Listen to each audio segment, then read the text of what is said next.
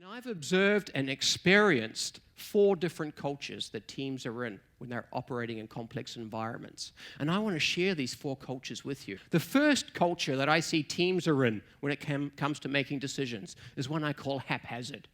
Now, haphazard means your team, your organization has no decision-making process in place.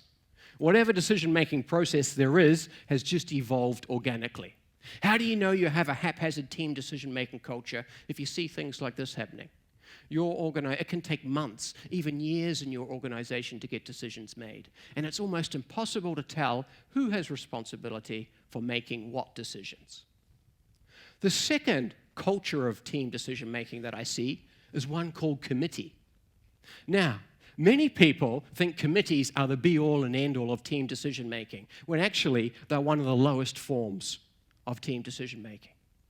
Committees are when you appoint groups of people to make consensus-based decisions, operating in committee-style teams. You may not call them committees, but in effect, they work exactly the way a committee does. How do you know you have a committee team decision-making culture? When you see things like this happening. Every single decision in your organization only ever happens during a committee meeting. Yet trying to call these committee meetings is always an enormous challenge, trying to coordinate and schedule everyone's availability. And the joke is in these organizations that your committees follow NATO's policy of no action, talk only. The third state I see, and I see this very often in Singapore, is one I call highly structured. The highly structured team decision-making culture means you have a centralized decision-making process based on a hierarchical framework. How do you know you have a highly structured team decision-making culture? When you see things like this happening. Your organization prides itself on running a tight ship. No decisions are ever made without the approval of the management.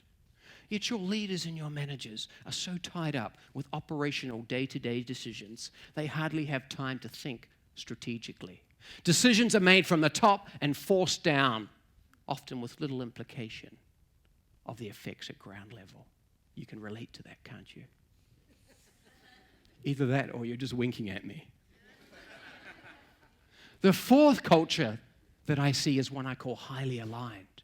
Highly aligned means that your decision-making process is so streamlined that from the outside, it appears effortless, yet it is highly effective.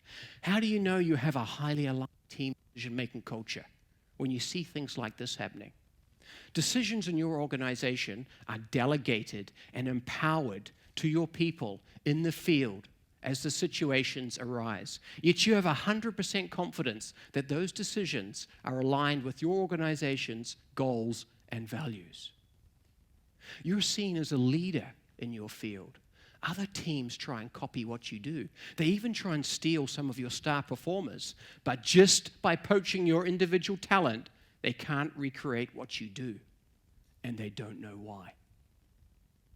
Those are the 4 cultures of team decision-making, ladies and gentlemen. And of all the teams that I work with, once again, on a weekly basis, I'm working with some of the largest organizations in the world.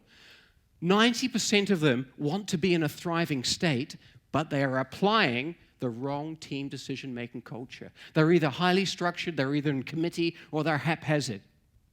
What do we need to do to move to that highly aligned state? Because if you want to thrive in a complex world, and we all operate in this complex world, if you want to thrive in a complex world, you need to be in the highly aligned state.